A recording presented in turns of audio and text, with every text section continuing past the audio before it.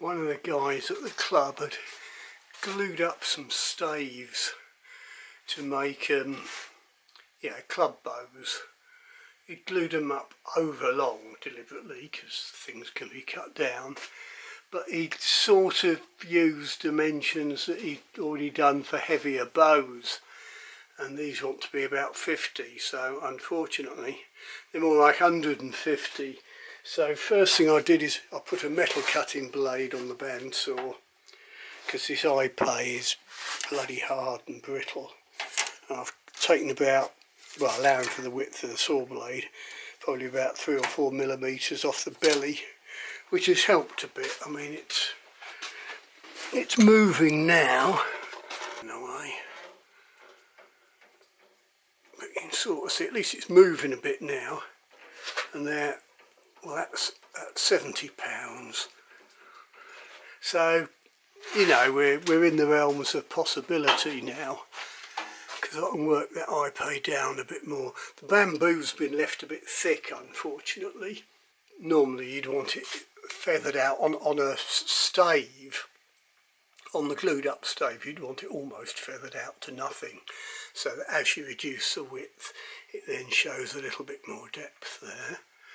But they're quite pretty, and I just don't want to end up losing all the iPay and one of the belly lambs fading out to nothing halfway along, because that's a recipe for it lifting. And when you do see bows where a lamination runs out halfway along, but it's not a pretty sight.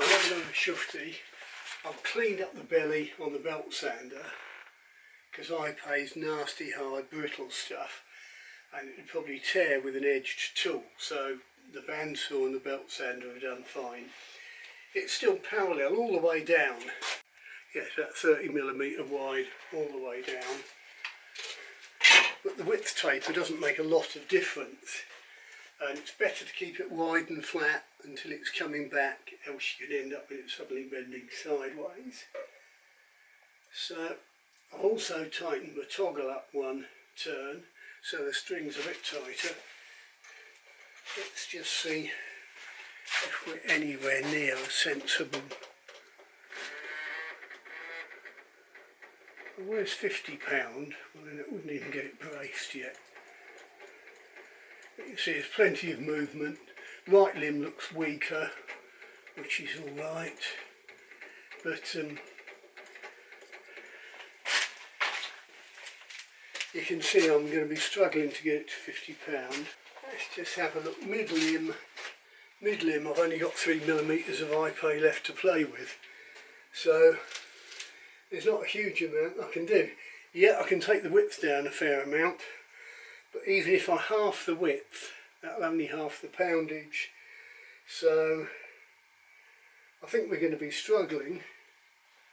But I'll see what I can do. I mean, it's if they need to be £75 bows, they'll have to be £75 bows, and you can always glue up something else.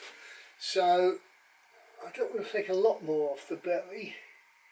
What I'll do now is I'll narrow the outers a bit more, because this was bending here. The outers weren't moving much. This can come down a bit more.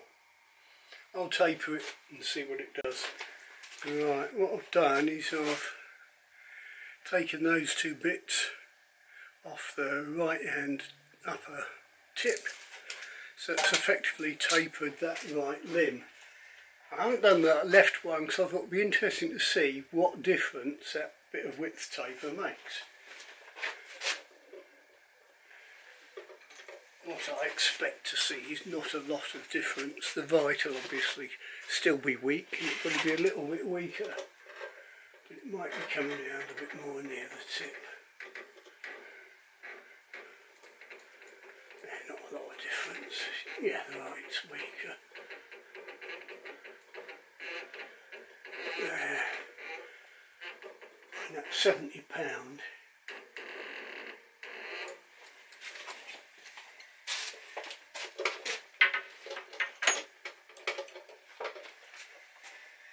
And I did notice that although the glue line was exemplary in most places, there was a bit of a gap, But fortunately, yeah, just there. I can get my fingernail in just. Oh blimey, there's a nasty gap in the glue line. But if we turn it over, you'll see actually the glue line's solid. So you don't always need to panic. Features can disappear, they can get sawn off. I haven't rounded the belly or anything.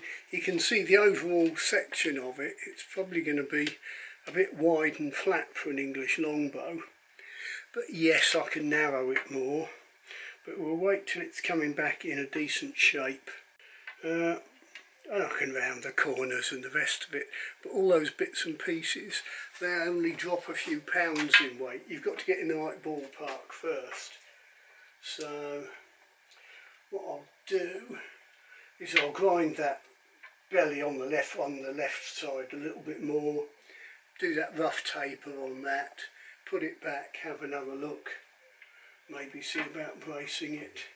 But that was just a quick see to have a look at what these staves are like, because you've got to get a feel for what you're working with. And when he showed them to me, my first reaction was, blimey, they're like warbow staves, but because bamboo and iPay is a very strong combination. But like I said, if they end up being 75 pounders, they're 75 pounders. Someone will like them.